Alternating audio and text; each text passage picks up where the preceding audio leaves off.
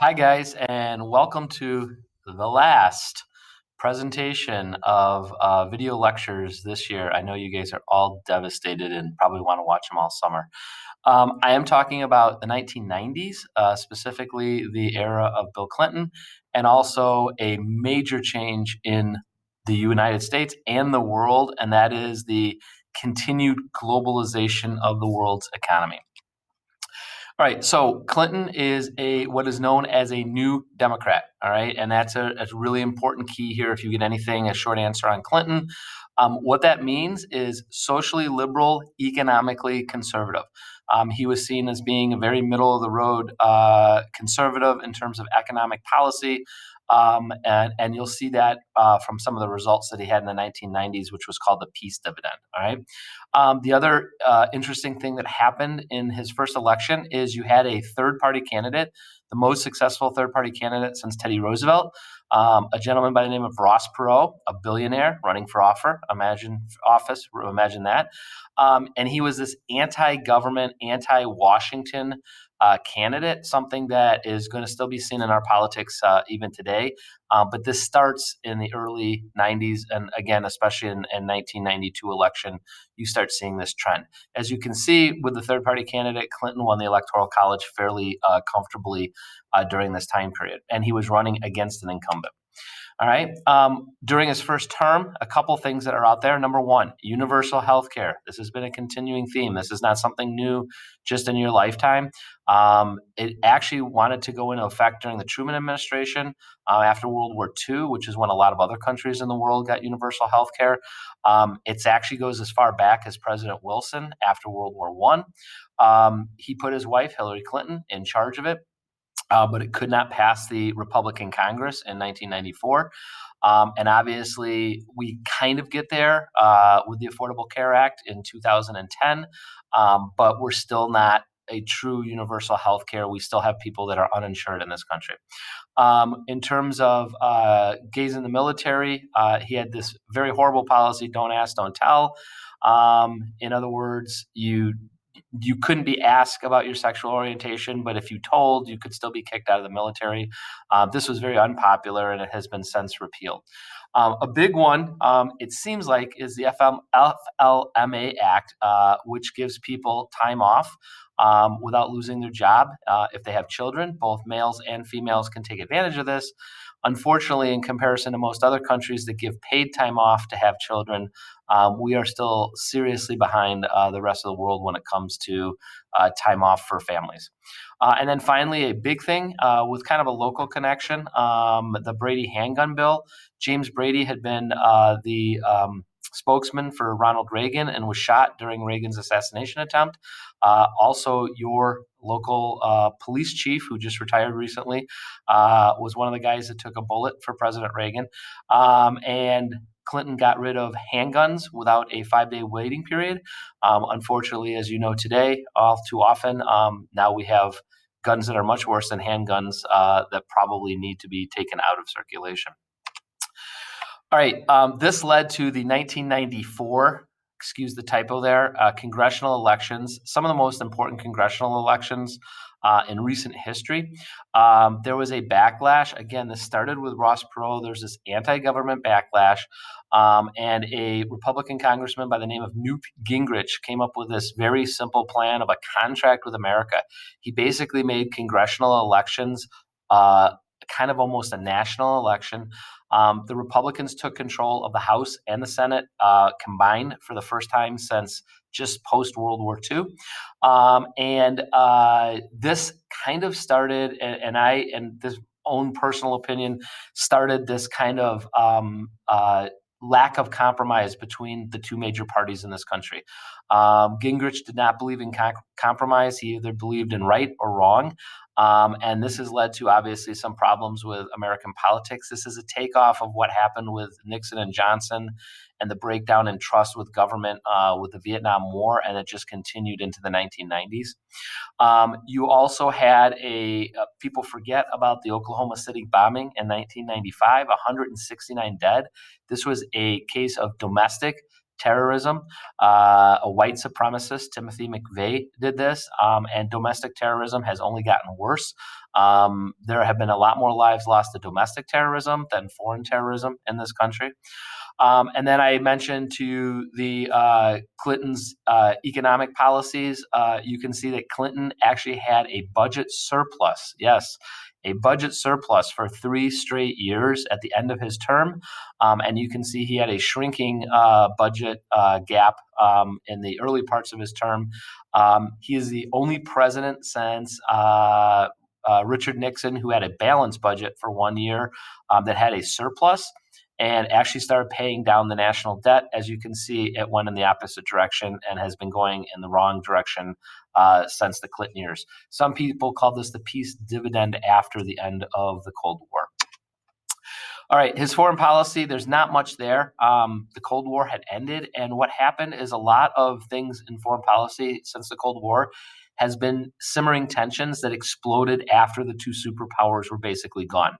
And one of the cases was the former Yugoslavia, which had been held under a communist government, but as you can see, split up into 5 different countries. There was a lot of killing in this, especially Serbians killing Bosnians. The picture there on the right is the city of Sarajevo, which was completely destroyed in 1994. Another worrying trend is the Cold War ended. And so you think a lot of people were like, okay, cool, we've stepped back from the nuclear brink.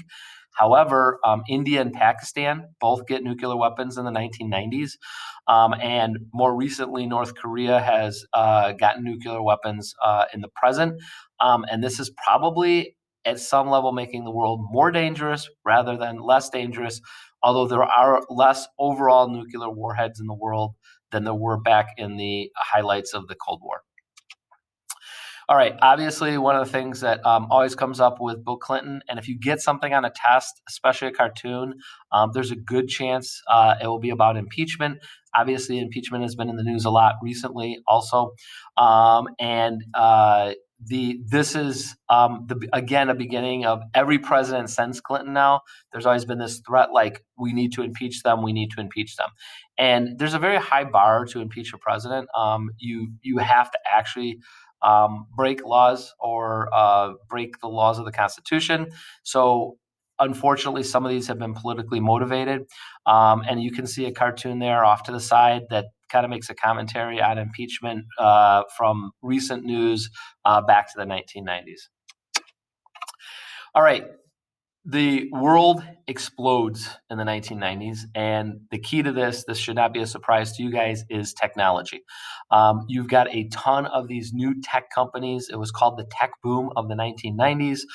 You've got Microsoft, you've got Apple, and you even had a couple of up-and-comers in the late 90s, a couple of small companies called Google and Amazon. I don't think they'll ever really amount to anything, but who knows? You also had competition to the United States. The United States is losing their percentage of the world economy because you have things like the Eurozone, which connects together 20 different countries. And they come up with a common currency. Common currencies throughout history have not been successful. So far, the euro has been around now for about 20 years. Remains to be seen if it will continue to be around.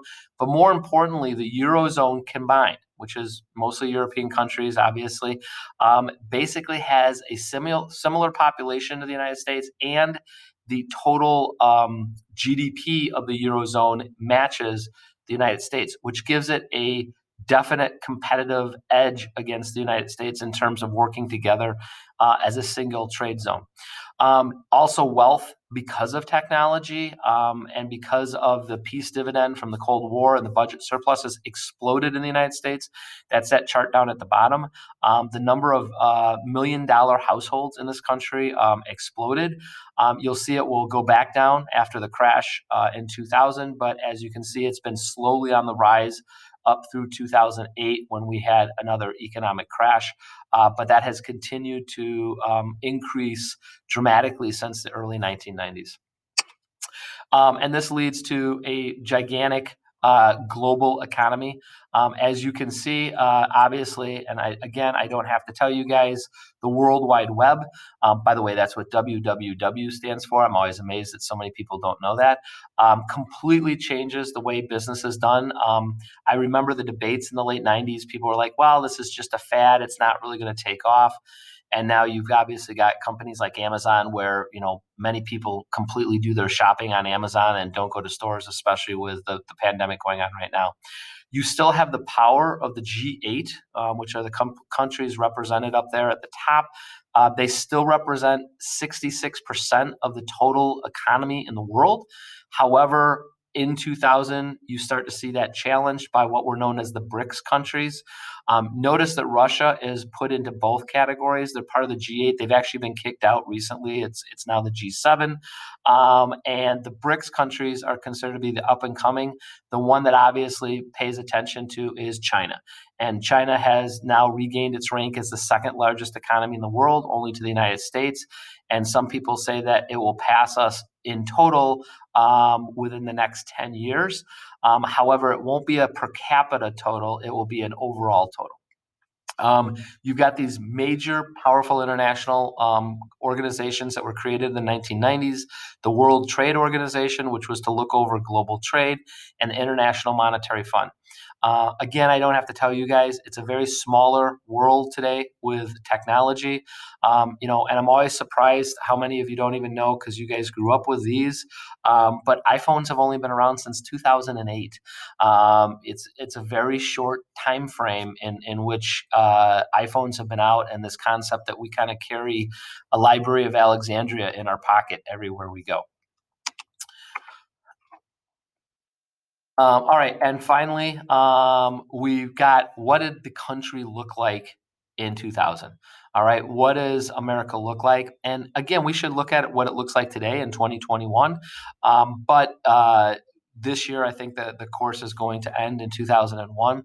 Number one, you still see at the top corner there kind of the Sun Belt migration. Those darker states are states where the population is increasing. And you notice the old Northeast is where the population is leaving from. All right. Illinois is still increasing in population, but you still have the Northeast is the one that is losing the population to the South.